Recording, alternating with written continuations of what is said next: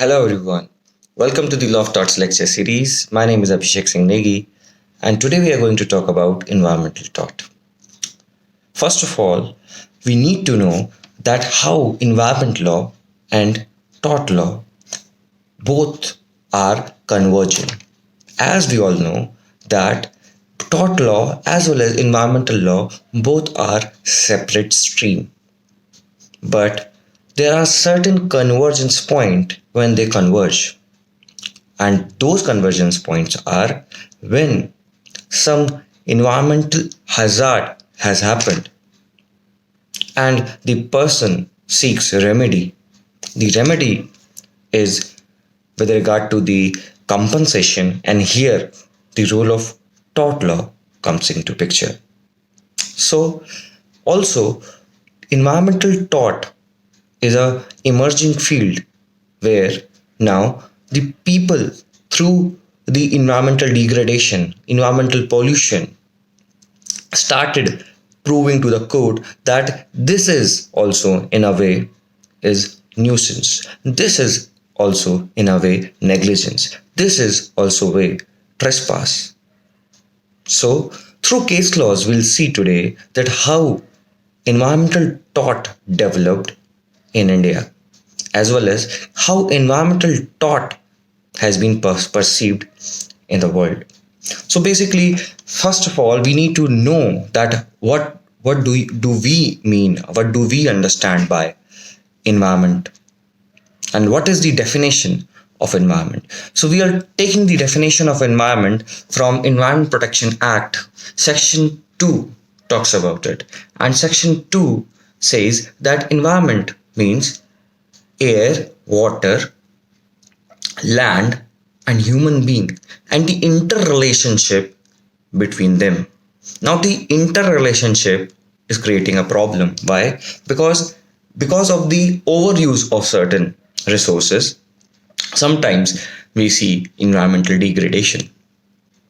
So in India, it all started with the recognition by the Justice Krishna Iyer in Ratlam Municipal Corporation case, where in the first time in India, the environmental degradation, the environment pollution has been assessed with the lens of nuisance, public nuisance. And through Krishna Iyer, the court held that yes, this environment pollution is also a nuisance, public nuisance. What is public nuisance? Public nuisance is basically that whenever the inconvenience is caused to the public by the act of someone or some authority, then it is called public nuisance. In Ratlam Municipal Corporation, the municipal corporation could not be able to clean the roads of the municipality, and that is why the omission of the work with the important work of the municipal corporation is held that this is public nuisance. And the first time the landmark in the landmark judgment of Ratlam Municipal Corporation, the court said that this is public nuisance. For example, in St. Helen Smelting Company versus Tripling, here also the court said that here also the court extended the definition of public nuisance, where the court said that yes, fumes. For example, in this case, the facts of the case is the fumes, smoky fumes are coming from the land of the neighbor, and because of these fumes, the trees of the neighbor started polluting, and the degradation of the environment was visible. And the court said that yes, if the fume are affecting the trees and shrubs, and that is why the environmental for example, the fumes are polluting the environment, are affecting the trees and shrubs, and that is why this is also the inconvenience caused by the fumes. That means the inconvenience is also caused by the activity of the neighbor, and that is why this is also held as the public nuisance. For example, in Vellore Citizen Forum case, the waste of the tanneries are being directly dumped in the rivers of and lakes of the Bangalore city, which started polluting the water of the Bangalore city. And the water, as we all know, the water in the Bangalore, this because of the scarcity of water in the Bangalore city, the clean water got scarce because of the tanneries, as tanneries are started polluting the water bodies of the Bangalore city. And the court said that yes, this is also in a way nuisance created by the tanneries, and tanneries have to pay the compensation to the people, and or the compensation to the government, as they have polluted, they have done the public nuisance. Moreover, there for example, in the case of Kamal Nath, where the court held that through public trust doctrine, the court tried to explain that public being the trustee of the nature, all the people are the trustee of the nature, and we must act as if we are the trustees, and we do not uh, do such functions, such we do not we should not involve in such functions where the nature got polluted, because we are the trustee of the nature. Through us, the environment protection can be led by the government, and that is why the motels as planned in Bias River, banks of the Bias River, were said that this is environment degradation. This will degrade the environment, as the building of motels in the river bank of Bias would lead to that. For example, the way or the surroundings of the Bias River could get affected, and that is why this is also through public trust doctrine the convergence of environmental law and tort law could be visible. Also, in for example strict liability and absolute liability cases, for example in Rallens versus Fletcher, also the court said that the court held that this is the case of nuisance. Why? Because they extended the definition of nuisance and held that if there could be a possibility that the person involved did not have had any fault with respect to the case, but if through the words of the Justice Blackburn, he said that if a person bringing or storing or collecting something which could create mischief, if escaped, that person must keep that thing into it at his own peril, and if that thing escapes, then the person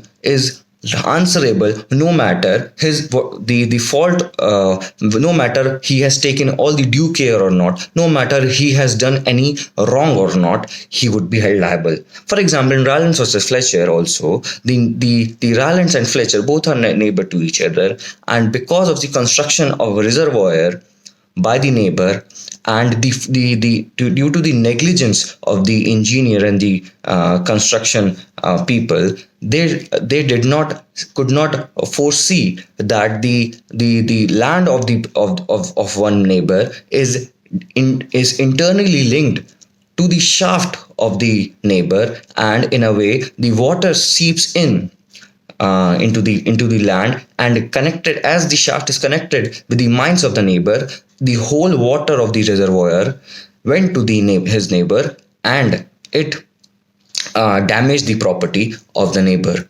Here also, the person did not know that the land is internally connected to his neighbor, and that is why, as he did not had any fault, through no fault liability, the extension of nuisance definition, he was held liable by the court. For example, in absolute liability cases also, for example, in MC Mehta case, where the Sri Ram Fertilizers company, in the company of Sri Ram Fertilizers, the oleum gas was leaked, and many people died. Here, the court gave the stricter punishment than the strict liability, and held that this is the case of absolute liability. As in strict liability, for example, there are certain areas where the person could not be held liable, as for example there are certain exceptions to the strict liability. But seeing the hazardous nature of the factory, the hazardous activity involved by the company, the court said that here the company should not be escaped through the exceptions, and said that no matter what is the reason for the escape, no matter if the thing has or is actually escaped or not, if because of the hazardous work undertook by the company, and because of that work, if somebody is affected, no matter what is the reason, the company has to give the compensation. That means the company is absolutely liable, no matter the whether the company has done any wrong or not. For example, there are many. So after the evolvement of many case laws, environmental case laws, where the compensation has been sought through tortious lab for through claiming tortious liability to the defendant, the court started evolving and entertaining the cases regarding environmental degradation.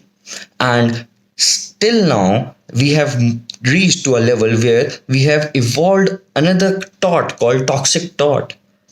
For example, in toxic tort, the court sees that if the person is involved in hazardous activity, and because of that activity, if the person is getting affected because of the toxic activity done by the defendant, then through the toxic involvement of toxic tort, the person could claim the damages.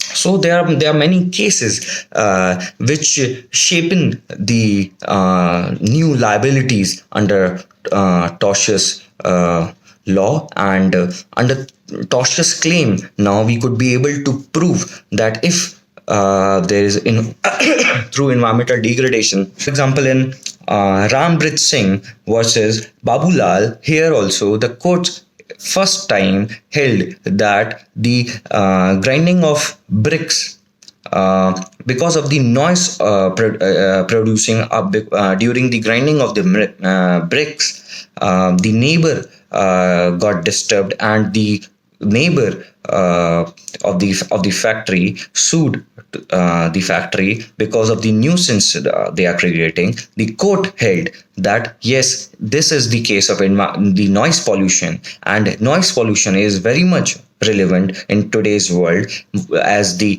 new kind of nuisance to the neighbor. And through this judgment, the court held that noise pollution is also a kind of nuisance. Thereafter, in Free Legal Aid Cell versus Government of NCT Delhi, here also the court banned the loudspeakers and said that during the festivals and marriage celebrations, there are certain activities which are undertaken by the people, which causes noise pollution, air pollution. For example, burning of crackers, for example, playing of loud music. Should be restrained, should be banned by the government. And this is why, and through this case law also, the court started recognizing that air pollution or noise pollution is also a kind of nuisance. Moreover, for example, in Selvi versus state of Tamil Nadu, where the child fell down to the sewage pipe, as sewage pipe was kept open because of the construction of the government highway and metro station. That is why the court said that the keeping open of such a keeping open of sewage pipe, and the child falling into such pipe is also a negligence on the part of the state, and the state must compensate to the parents of the child.